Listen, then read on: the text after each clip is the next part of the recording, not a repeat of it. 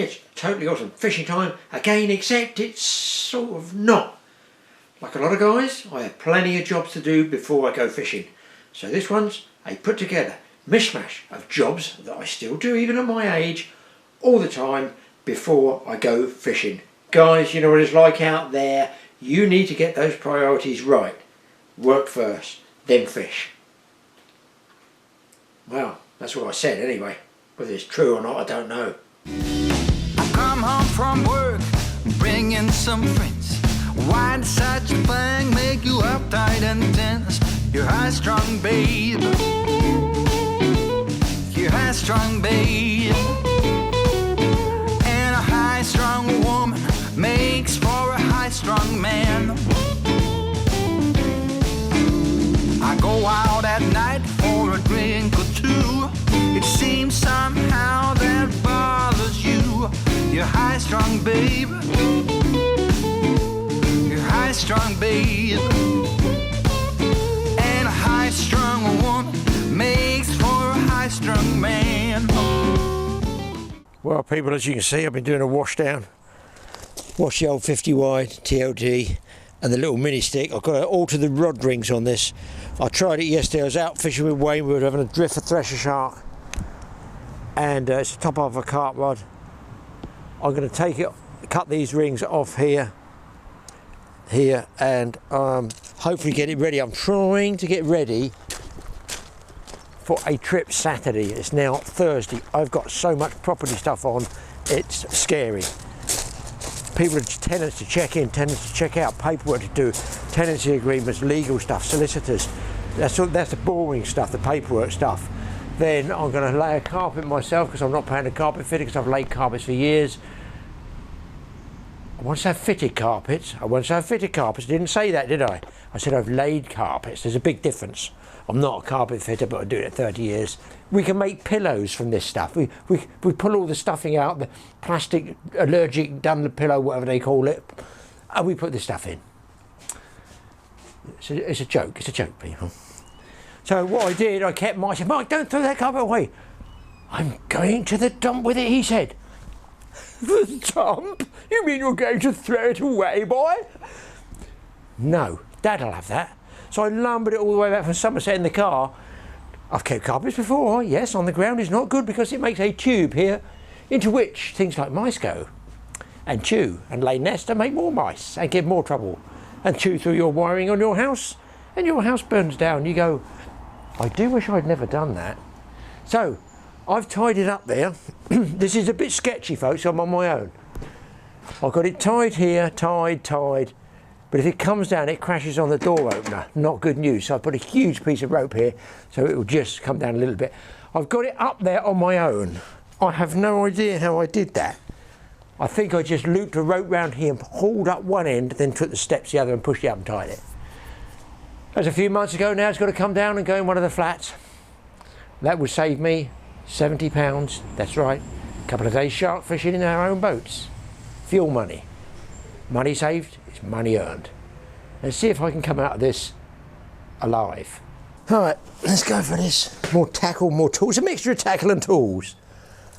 I guess I've got to undo the big rope first. And eventually, during the winter, I'm going to make a little miniature house out of these. Mike's leftovers, he's paid for all these. So I thought, again, put them in the loft, or the loft up high. Oh, wow, that's a lot of pressure on that. There's a lot of pressure. I don't want it falling on this. How am I going to do this? I think a rope round there, tie it down to here somewhere and lower it down slowly. What do you people think? I don't think I can really cut this and it comes crashing down on me. If I cut this end here, that's going to pinch at an angle and I might jam it and I'm too short to get there. I'm not 8 feet tall. I don't throw anything away, pal.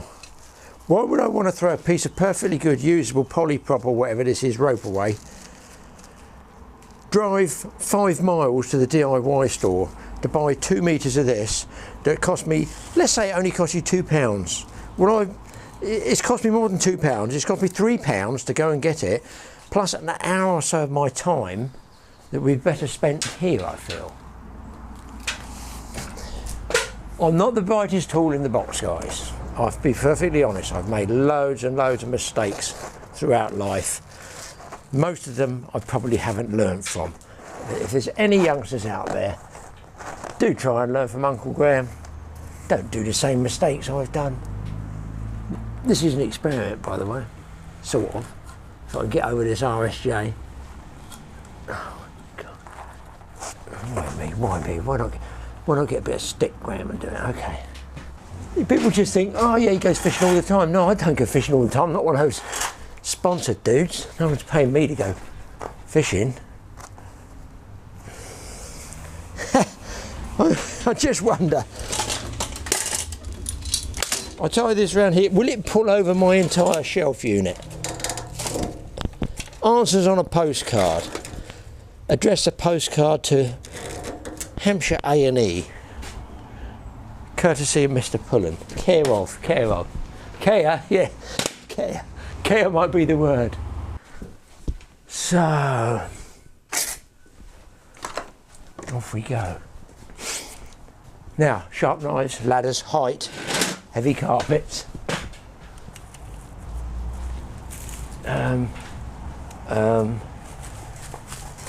Oh, whoopsie. I think it's on that. Have I cut that, or I'll cut the local electricity cable? That's the one that's taking the weight. That big one there.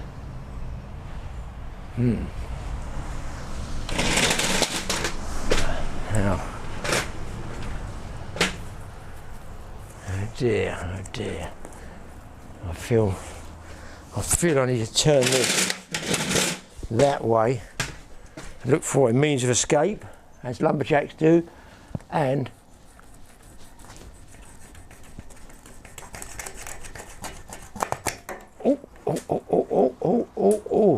knife down.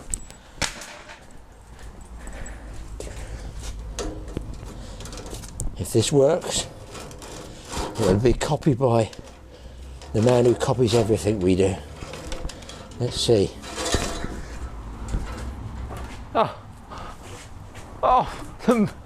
The man does indeed have a limited brain of some capacity. Look at this. Look at this, right? That's as far as it goes. This one is the crash one.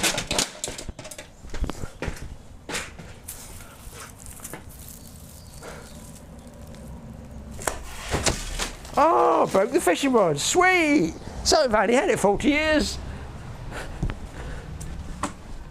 Beep, beep, beep. Fishing rod. Beep. No brain. Beep. What a moron. It's got 2 rings left on it. But there you go. I'm not saying do this. Health and safety people will be wetting their underpants. But it's the way it's done. When you're a one-man show for 60 years, you just do it, don't you? Just crack on and do it. Right, we'll get in the car now. Now, I could actually go and buy a packet of new blades, or I can sharpen the old one. So on a stone, I just sharpen up my old blades for a bit of carpet chewing.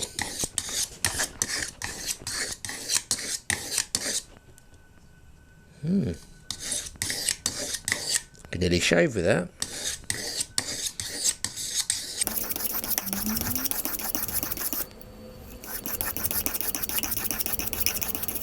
Now, using one of the other 3 brain cells I've got to get that into the car. So, being on my own, I've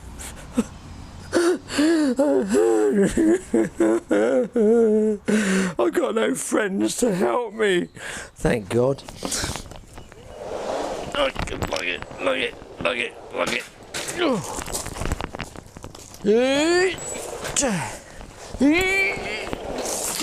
You'll like this one. I've allowed, through my algebra and geometry, the height from there is above my tow hitch. So I should be able to back my car in there and slide the rest in. I love it. Well, is this going to work? This would be sweet, or it could be a disaster. I've already backed into the garage with my wife's lid, as it were, a rear lid up, so I've got to be a bit careful, but there we go. I think that's about as good as it's going to get. Yes, it's not good trying to back in. This, you'll notice, is higher than this, and when one reverses you get this, and a damaged car, and a damaged garage door, which is almost as expensive as the car. Right, I've got that up in there, so it remains for me to try and slide it in there,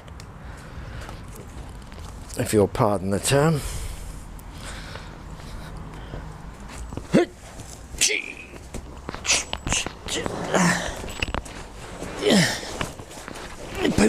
People think fishing's hard.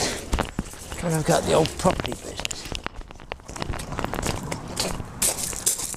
And allow for limited manoeuvrability of the gear stick.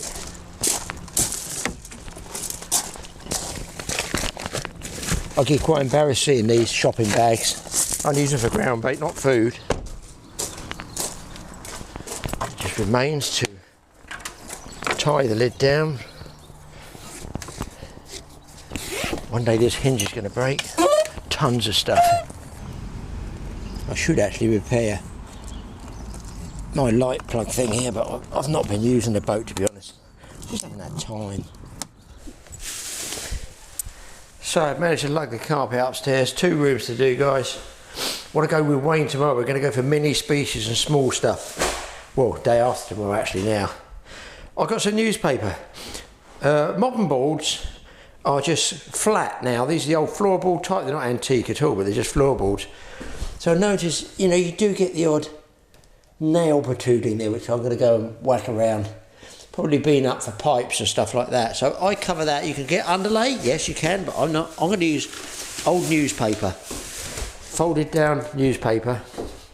Small one here, and I'm hoping this size, that carpet I can get in here and cut. So I'll get what paper I can done, have a sweep out first, get what paper I can down there, and then see if I can't lay a carpet. We've done decorating, we changed the lights, usual stuff that you do with flats. But I need to get the carpet done. I want to go fishing.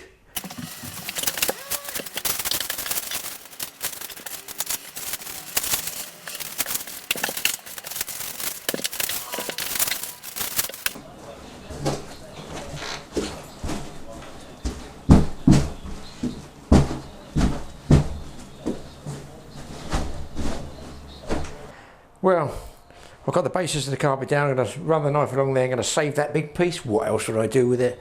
Save that. I should definitely find somewhere a cupboard or inside a wardrobe or something like that to put it. And fingers crossed, quite a thick carpet. It's a very good quality one actually. Almost too good for a flat. It's thick. Hopefully I don't have to cut under the doors. I do not want to take the doors off. The hinges, plane the doors. I don't need that. Plus, Wayne has told me he only had 2 hours on this inshore mark, so close to shore, half a mile. He's hoping for triggerfish, dragonets, loads of weird stuff. What else did he want to catch? Triggerfish, he reckons there's triggerfish there. Plenty of smallish black bream, real fun, ultralight tackle, so I've got to crack on guys, I've got to get this cut. I want to get all these jobs done.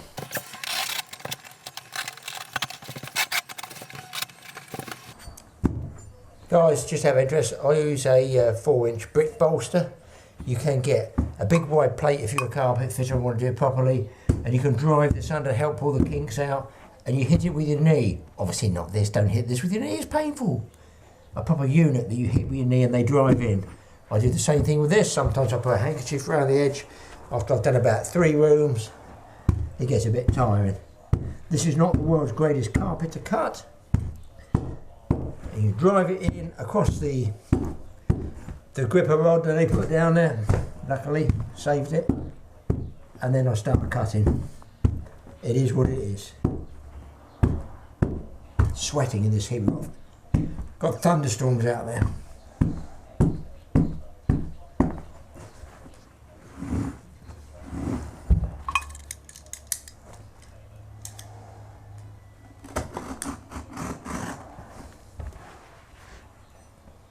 I tend to leave the blade in like that, so I don't take it in and out. This is just my way of doing it, don't have to copy it. I do all my own stuff.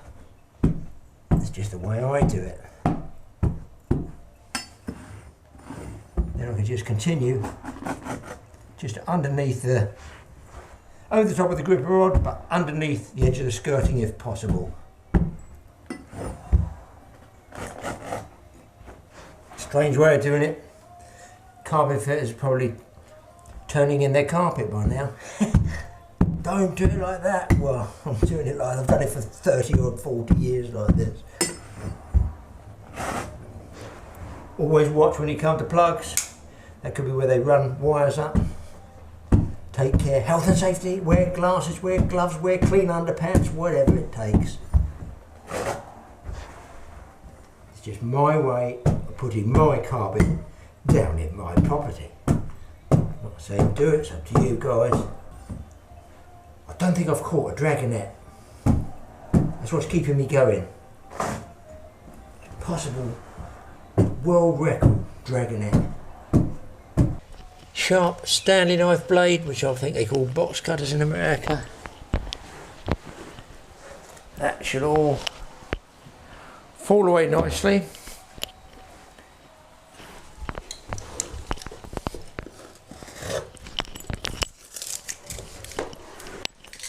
Then all I do with this particular grade of carpet edge,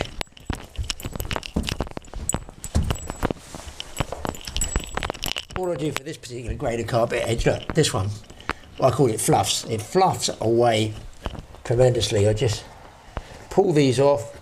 I'm checking for any hairs, any ties. Sometimes with a nylon carpet you get those on. You don't want to let them suck into your hoover because they will spin up in the hoover, choke it all up. Wife can come in and get that sorted tomorrow. So that, one edge done. Just tread the worst of it out. Just walk it into the corners, keep it tight like this. Just stretches it out. Just the way I do it, people, it's the way I do it. Outside there, and it looks very stormy. And it's rainy. Perhaps as strange as it may seem, I'm in the best place. Well, there we go, guys. Clear up time. Wife can come in and hoover around the edges tomorrow. One carpet, totally free, totally fitted. Well, it's got to be totally hoovered now. Next job, unfortunately for me, is downstairs. Right, got the carcass ready for the sink. Just got some of the base units in here, all stripped, all gutted out, ready for the plumber. I'm going to have to cut back down this edge to get 1,000 mil across here to tie in with this. And then cupboards all up here. So I won't get that all done, I don't think, by Saturday, but who knows. Listen. And then wall cupboards to go up. It is what you would call a one-man mess. But it's on the road to fishing, and that's what counts. Oh, people, check it out. That's one of the rooms done. I see no problems with that at all. And I've obviously spent a bit more time downstairs, employ the services of the wife to vacuum cleaner it. Here we go here. That light bulb's not even worth putting in. Prepped up there. But George actually threw that out. I see nothing wrong with it at all. I said I'd put it in one of the flats.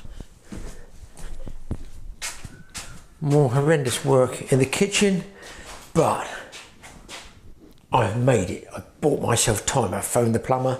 He's coming tomorrow. He's going to pick the key up. It's all done, all set in for him. All he's got to do is plumb it in.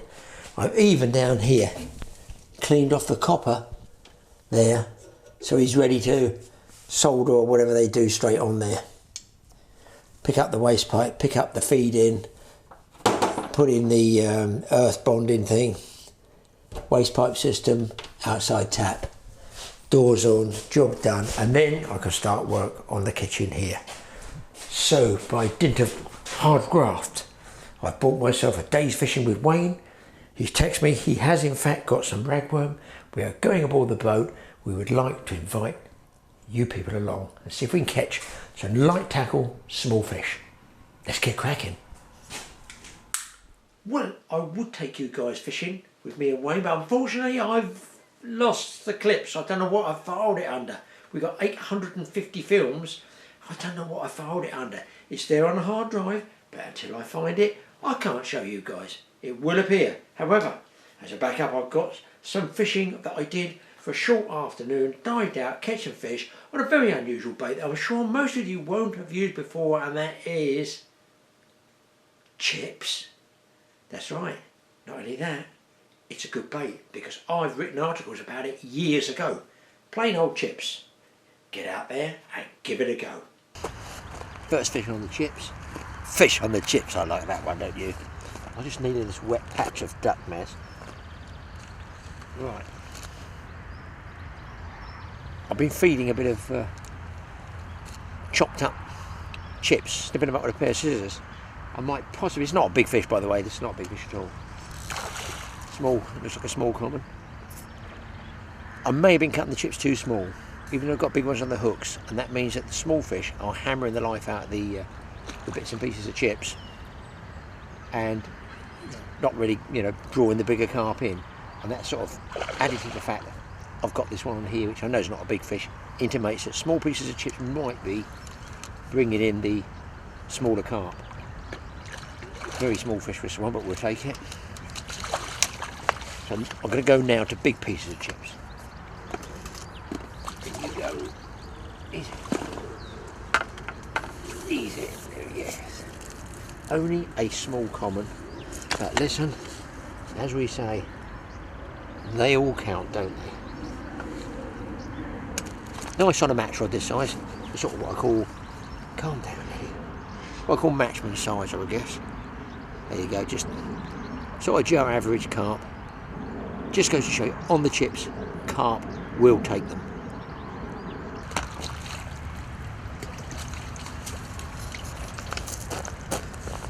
Well, now this is quite interesting, guys, because I told you I was going to go very large, so I was getting all these little bites. Well, I can feel now, I've been touch ledgering. I'll show you what that is in a minute. And this is a tiny little carp, but you don't normally get a small carp that I know of in here.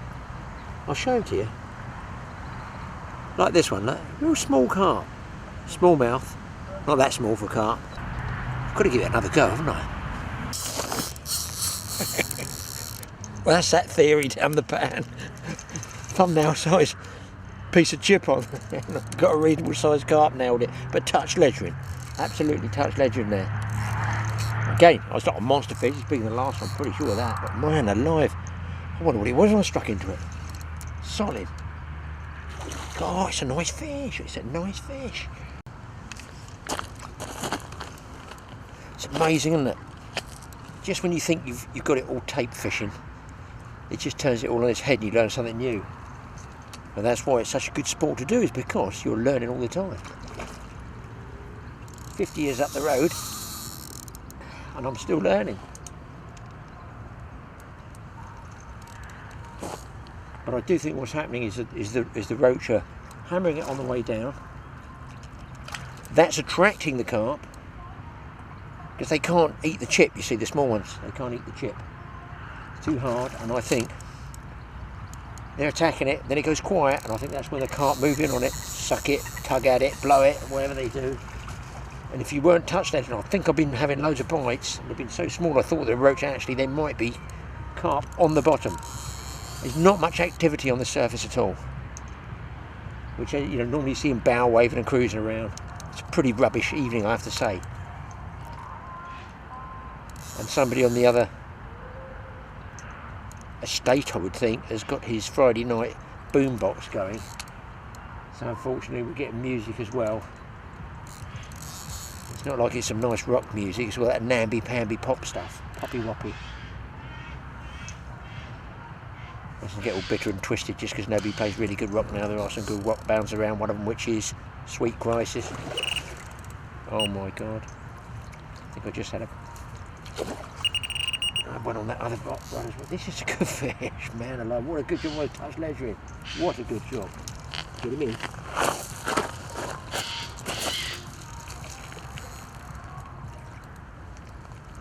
Well, well, here you go, guys. Get him on the mat, check it out. So there we go, people, and that is what I'm using. Little bits of chips like this, like that. Ideal size to pop in his mouth. He's loving them, even without the salt and vinegar. This one's behaving himself very well. The star of the show. I think I might have to give it another 15 or 20 minutes, or even 30 minutes now. I've got maybe have a bit of a handle on the technique, or until I run out of chips. Guys, check this carp. Just check this carp out. Look at this. Look.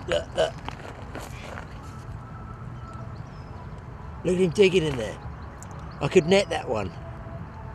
Oh my God. He's obviously after the bits of chips I've dropped in there. Unbelievable. The camera's about 18 inches from him. I'm going to drop a chip down, see if he's interested.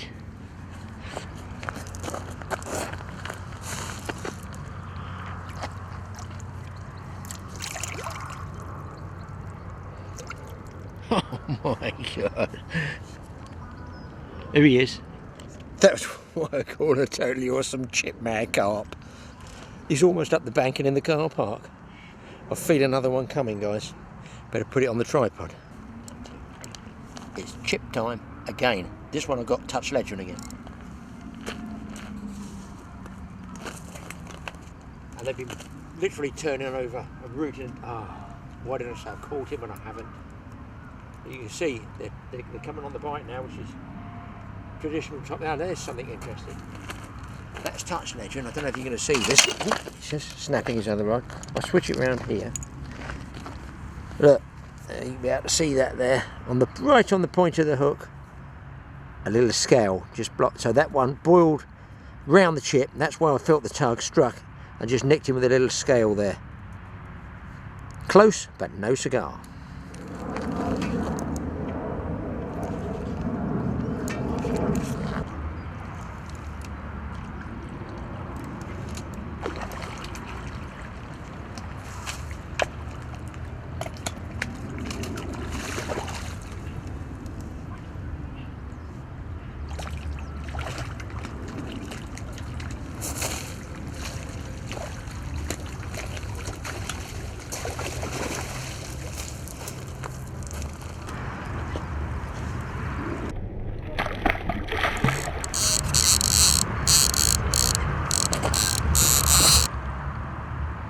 Well, guys, ow, they hurt your knees, this gravel. Why can't they put carpet down it? Jeez. This one feels a better fish. Don't think it's double figures, just a nicer looking fish. If we get it in to look at it, great.